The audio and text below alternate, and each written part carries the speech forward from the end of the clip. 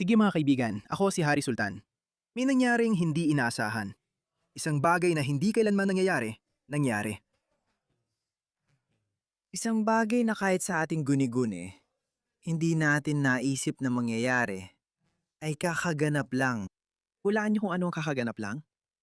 Pag-atake ng teroristang Islamista, isang baliw, siraulong tao. Islamista. Ang isang Islamista ay isang taong sumusunod lang sa Islam. Sige, katulad ng isang komunista ay isang taong nagpapalaganap ng komunismo. Ganun lang yon. Ang isang Islamista ay isang taong nagpapalaganap ng Islam. Sige. Kaya isang Islamista ang sumugod gamit ang sasakyan sa isang sinagoga sa isang lugar na hindi inaasahan. Walang makakaisip nun kasi alam nating relihiyon ng kapayapaan ng Islam. Kaya dapat pinakaligtas ang mga lugar na maraming Muslim. Tama?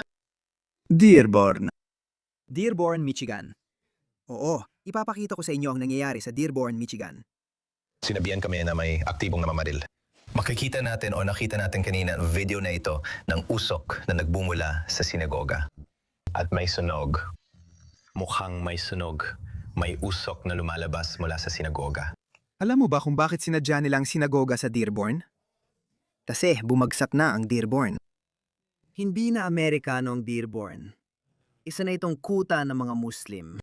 Kaya nga may isang siraulong Islamistang baliw na nagsasabing, umalis kayo rito. Ano ang alam natin? Live itong binabalita ng CNN. Patay ang suspek matapos banggain ng sasakyan sa sinagoga sa Michigan ay ang sa sheriff. Tinawag ng FBI ang insidente bilang sinadyang karahasan laban sa mga Hudyo, habang kinilala ng DHS ang suspek bilang naturalized US citizen na ipinanganak sa Lebanon. May ilan pa ring naniniwala na normal lang ang patuloy na pagpasok ng milyon-milyong tao kahit ano paman. Kita mo, hindi mahalaga kung ang isang tao ay galing Lebanon, Albania, Chechnya, Pakistan, Bangladesh, Turkey, Hilagang Aprika, hindi mahalaga. Ano ang kanilang pagkakapareho? Lahat sila ay sumusunod sa Islam, kaya tinawag silang Islamist. At malamang na gawin ang mga ganitong bagay.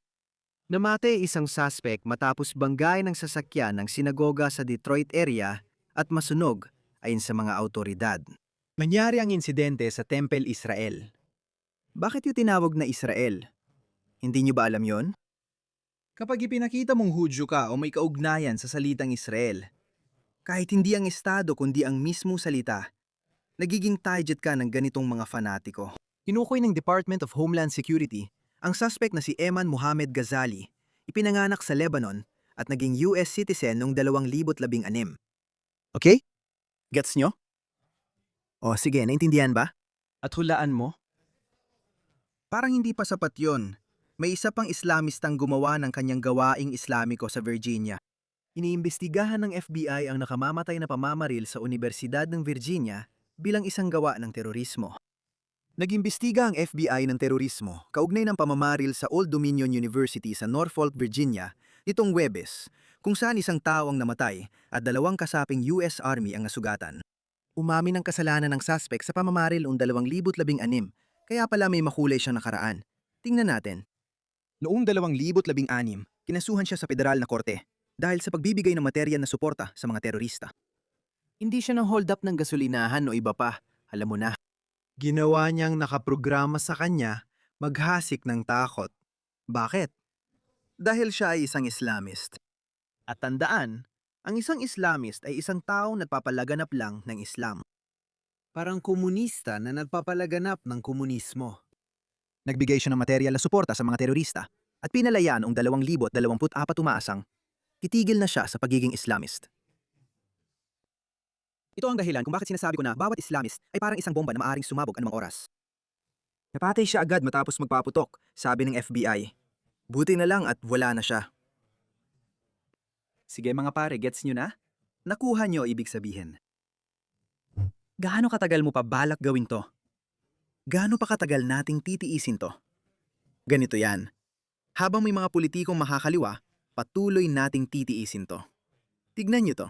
Dumako naman ako ngayon sa UK dahil pwedeng ito ang kinabukasan ng mga bansang kanluranin, pati Estados Unidos at Australia. Kaya napakahalaga na tingnan ang UK bilang isang case study. Napakahalaga nito dahil ang bagong kaliwa sa UK, mga sobrang kaliwang woke na baliw, ay naging pangalawang pinakamalaking partido sa UK. Pinamumunuan ng taong ito, itong baklang, bunggal na Hudyo na si Zach Polensky. Ito ang kanyang bise. Ja, kein Motinali. Itong taong ito ay isang Islamist, okay? Islamist. Siya ay isang Islamist. Kaya sinabi ito ni Zach Polensky. Halagang nakakatakot na balita mula sa Michigan, isa na namang pag-atake sa isa sa ating mga komunidad ng mga Hudyo. Dapat tayong lahat ay magkaisa laban sa galit. Binabanatan siya. At tignan nyo, hindi man lang niya binanggit kung sino. Muslim pa nga yun. Sige, isang Islamist ang gumawa noon. Alagang winawasak siya ng komunidad ng mga Hudyo. Wala talagang may gusto sa kanya. Tinitingnan ko siya. Alam mo, si Zach Polensky parang kahina-hinala. Tingnan mo ang nakaraan ng taong ito. Oo, ito si Zach Polensky. Ako kanina.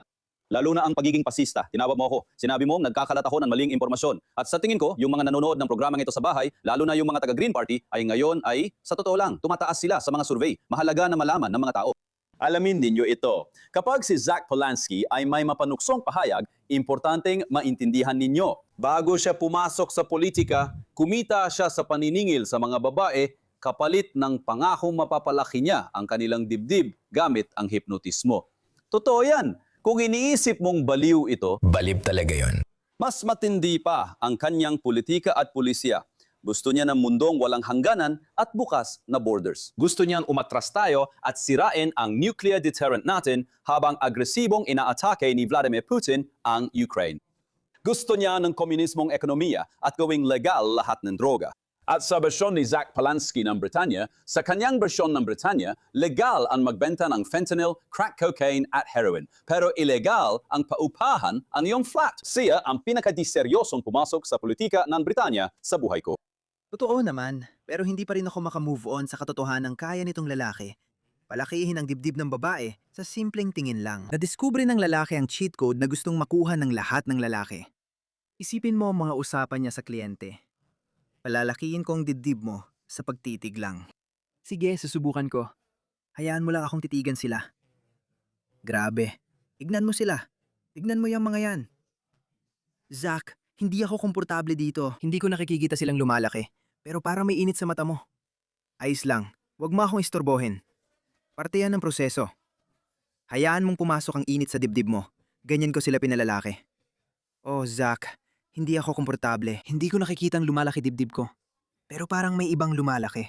Bakla ako, hindi ako yon. Ano ba to? Ang lalaking to, ang leader ng pangalawang pinakamalaking partidong political sa UK. Para nasa Monty Python sketch ba tayo o ano? Ano ba to? Pare, nakuha ko na. Hindi ako makapaniwala dito. Paano naging makatuwiran yon? Bakit isang bakla ang sobrang interesado sa pagpapalaki ng dibdib ng babae sa pagtitig lang? Mas maiintindihan ko pa akong straight na lalaki ang nag-isip nito. Baka gusto niyang sumikat dun na, sige, tingnan mo. May testimonya ako mula sa 2,000 babae na lumaki ang dibdib dahil lang tinitigan ko sila. Kaya mga pare, kayong may problema sa maliit na ari. Kaya ako rin gawin yan sa mga titi. Baka yun ang racket niya. Pero buti na lang, naging politiko siya. Oh, Jesus. Pero mga pare, hindi ito biro. Seryoso. Dahil ang reform ang number 1. Si Rupert Lowe ang maghati sa boto ng kanan. Sa kaliwa naman, andyan si Zach Polensky at Labour. Diyos ko, di ko alam ang mangyayari mga pare. Pero ayan ang UK. Kaya ako isinama ang UK sa usapan dahil, mga mahal kong Amerikano, hindi yan ang hinaharap na dapat nating asahan. Isay ang bangungot. At Australia, may isip mo ba? Sila ang mga taong kumakatawan. Sila ang kumakatok sa pintuan. Oo, sa UK nasa parlamento na sila. Dito, kumakatok pa lang sila. Hindi natin sila dapat baliwalain. Kailangan nating kumilos tungkol sa kanila.